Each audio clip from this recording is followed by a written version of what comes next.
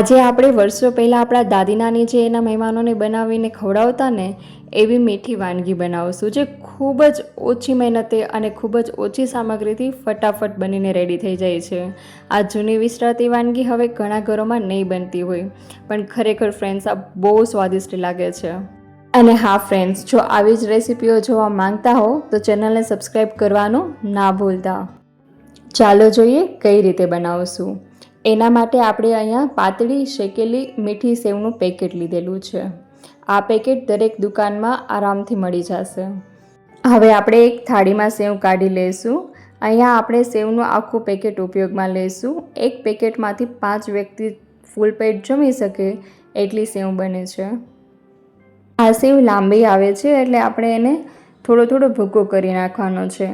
આ રીતે આપણે બંચ હાથમાં લઈ અને એના થોડાક નાના નાના ટુકડા કરી દેવાના છે, જેના લીધે એનો ભૂકો થઈ જાય. જો આખી લાંબી રાખીએ ને તો એ ખાવામાં સારી ના લાગે અને લુકવાઇઝ પણ સારી ના લાગે. અને બહુ ઝીણી કરી નાખશું ને તો પણ એકદમ લોંદા જેવી થઈ જશે. એટલે આપણે એને મીડિયમ સાઇઝમાં જ રાખવાનું છે. આ રીતે આપણે થોડું થોડું કટ કરીને ભૂકો કરી નાખશું. જો આ રીતનો આપણે ભૂકો બનાવીને તૈયાર કરશું, જેનાથી સેવ બનીને રેડી થશે ને ત્યારે પણ સરસ લાગશે, એકદમ પરફેક્ટ. હવે આપણે એક વાસણમાં 2 ગ્લાસ પાણી એડ કરી અને એને ઉકળવા મૂકશું. અને બાજુના ગેસ પર આપણે ઘી ચમચો 1 મૂકી અને સેવ શેકી લઈશું. અહીંયા આપણે એક પેકેટમાં 1 ચમચો ઘી એડ કરવાનું છે. ઘી એકદમ ગરમ થાય, 1 મિનિટ જેવું ગરમ થવા દેવાનું, તે પછી જ સેવ એડ કરવાની, જેના લીધે ઘીની સ્મેલ સરસ આવે એમાં. આ રીતે હવે આપણે બધી સેવ શેકી લઈશું. સેવ ઓલરેડી શેકેલી જ આવે છે પેકેટમાં, તો આપણે એને વધારે વાર શેકવાની જરૂર નહીં પડે. પણ 5 મિનિટ જેવું આપણે એને ધીમા ગેસમાં શેકશું. જો ફૂલ ગેસમાં શેકશું ને તો સેવ બળી જશે, તળિયેથી ચોંટી જશે અને ઉપર સહેજ કાચી રહેશે. એટલે આપણે એને બરાબર મિક્સ કરતું રહેવાનું છે. આ એક પ્રોસેસ જ આમ આપણે ધ્યાનથી કરવાની છે કે સેવ આપણી બળી ના જાય અને સરસ એવી શેકાઈ જાય. જો કાચી રહેશે ને તો પણ નહીં ભાવે આપણને વધારે.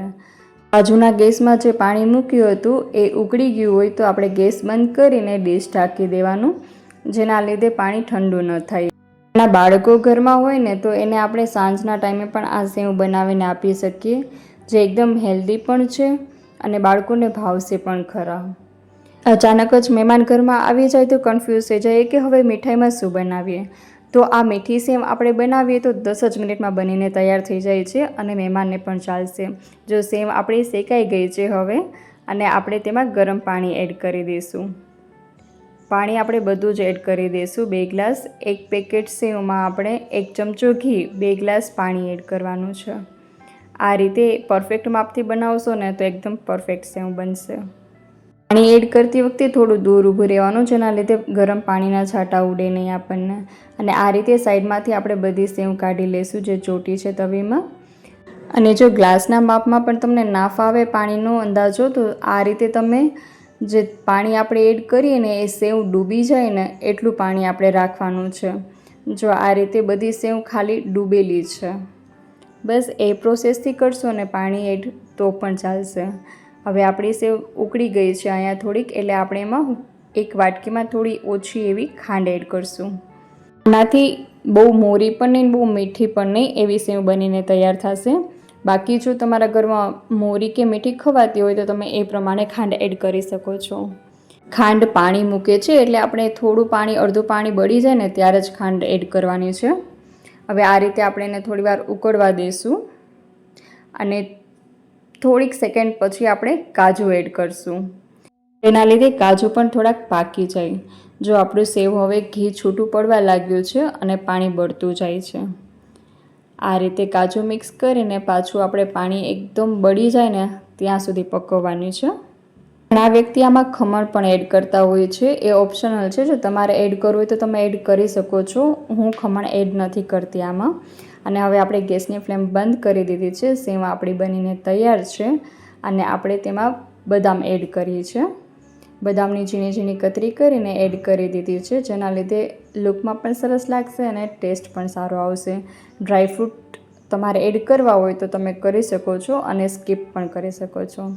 જો આપણી એકદમ ટેસ્ટી યમી સેવ બનીને રેડી છે.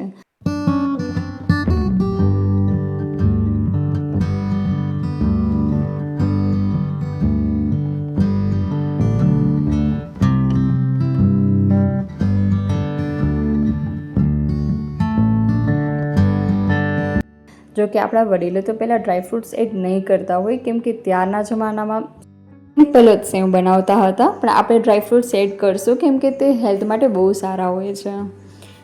કેવી લાગી તમને આ રેસીપી મને કમેન્ટ બોક્સમાં જરૂર લખીને કહેજો.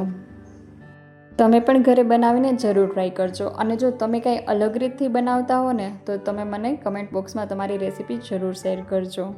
અને જો આ વિડીયો ગમ્યો હોય તો વિડીયોને એક લાઇક અને ચેનલને સબસ્ક્રાઈબ જરૂર કરજો. આગળ મળશું આવી જ નવી રેસીપીઓ લઈને. ત્યાં સુધી bye bye, take care, thank you.